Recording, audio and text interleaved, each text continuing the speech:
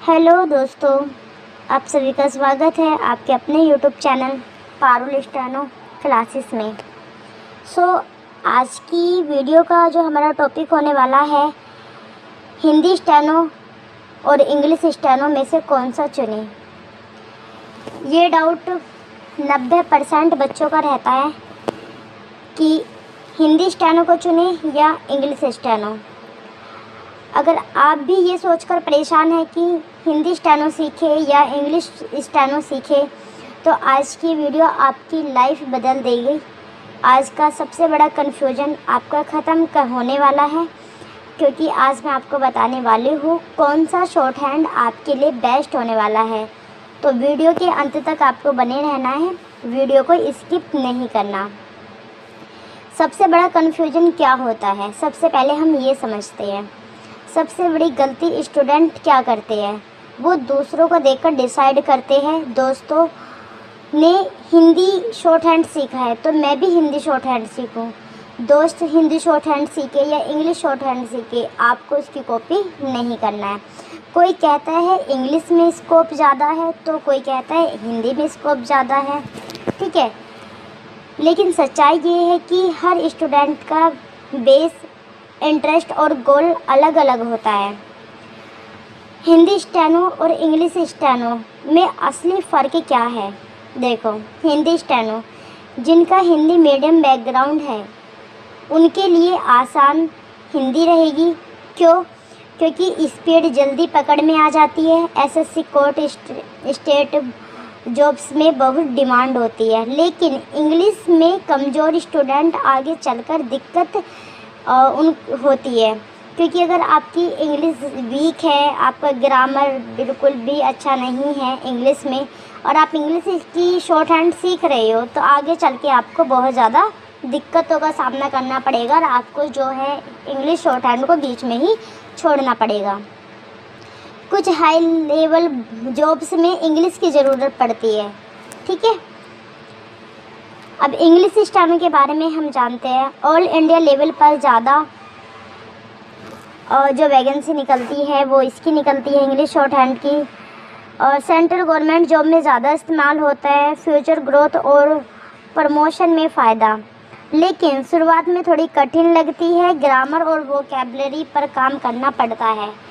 अगर देखो आपकी इंग्लिश बहुत ज़्यादा अच्छी है कि आपने इंग्लिश मीडियम से पढ़ा है और आपको किसी भी प्रकार की इसमें दिक्कत नहीं होती, तो आप इंग्लिश शॉर्ट हैंड को सीखिए। अगर आपको लगता है कि आपकी इंग्लिश वीक है, ठीक है, या फिर आप इसमें चांस लेना चाहते हो, तो खुद पे आपको भरोसा होना चाहिए कि आपको इतनी इंग्लिश आनी चाहिए कि आप इंग्लिश स्टेनो को बीच में छोड़कर हिंदी स्टेनो को ना सीखो। किस स्टूडेंट को क्या चुनना चाहिए?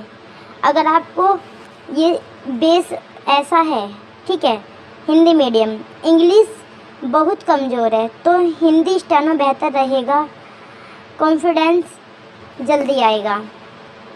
अगर इंग्लिश ठीक ठाक है, ऑल इंडिया जॉब टारगेट है, तो इंग्लिश स्टेनो बेस्ट रहेगा। अगर आप स्मार्ट डिसीज़न लेना चाहते हैं तो मैं आपको एक गोल्डन टिप्स दूंगी। अगर टाइम है और आप मेहनत कर सकते हैं तो इंग्लिश चुनें। अगर जल्दी जॉब चाहिए और बेस हिंदी का मजबूत है तो हिंदी चुनें, ठीक है। सबसे ज़रूरी बात ये है, ध्यान से सुनिएगा, ठीक है।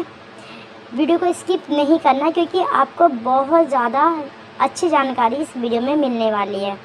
स्टेनो में लैंग्वेज मैटर नहीं करती, कंसिस्टेंसी मैटर करती है। बहुत सारे बच्चे इंग्लिश लेकर छोड़ देते हैं। ऐसे बहुत बच्चे होते हैं जो इंग्लिश लेकर छोड़ देते हैं, बहुत ज़्यादा मात्रा में वैसे बच्चे होते हैं। और बहुत सारे हिंदी लेकर भी फेल हो जाते हैं। क्यों? क्योंकि वो प्रैक्टिस नहीं करते। अब जो बच्चे इंग्लिश लेकर छोड़ देते हैं, ऐसी बात नहीं कि वो बच्चा इंग्लिश लेकर छोड़ देता है जो इंग्लिश मीडियम से, सॉरी हिंदी मीडियम से है, वो बच्चे इंग्लिश लेकर छोड़ देते हैं जो इंग्लिश मीडियम से। क्यों? क्योंकि इंग्लिश जो शॉर्ट हैंड है उसमें जो एक्सरसाइज है वो हिंदी के अकॉर्डिंग 200 ज़्यादा है, ठीक है। वाक्यांश भी ज़्यादा हो गए, फ्रेज भी ज़्यादा हो गए, ठीक है। तो उसमें समय ज़्यादा लगता है और हिंदी के अकॉर्डिंग इंग्लिश टफ होती है, तो इसलिए बच्चा छोड़ देता है। ठीक है। पावरफुल मूवमेंट लाइन मैं आपको बताने वाली हूँ। आप हिंदी लो या इंग्लिश, अगर रोज़ 2 से 3 घंटे सही प्रैक्टिस करोगे तो सिलेक्शन पक्का है। ठीक है। ये ज़रूरी नहीं कि आपको हिंदी बहुत अच्छे से आती है और आपने हिंदी स्टेनो सीखी, बिना प्रैक्टिस के बिना पढ़े आप स्टेनोग्राफर बन जाओगे, ऐसा बिल्कुल भी नहीं है। और ना ही ऐसा है इंग्लिश वालों के साथ में कि इंग्लिश उनको बहुत अच्छे से आती है, इंग्लिश का वो मास्टर है। ठीक है।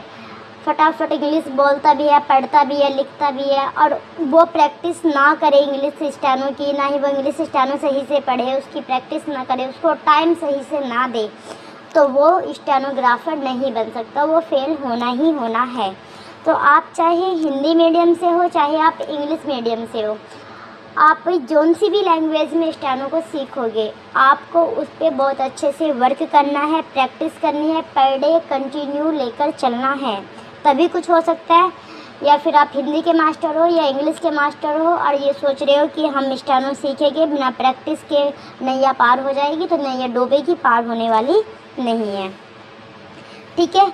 अगर मैं सिंपल शब्दों में कहूँ, इजी चाहिए हिंदी स्टेनो, ग्रोथ चाहिए इंग्लिश स्टेनो। देखो, अगर आप सच में इंग्लिश स्टेनो सीखना चाहते हो तो मैं आपसे ये कहूँगी कि उससे पहले आप हिंदी स्टेनो को सीखें।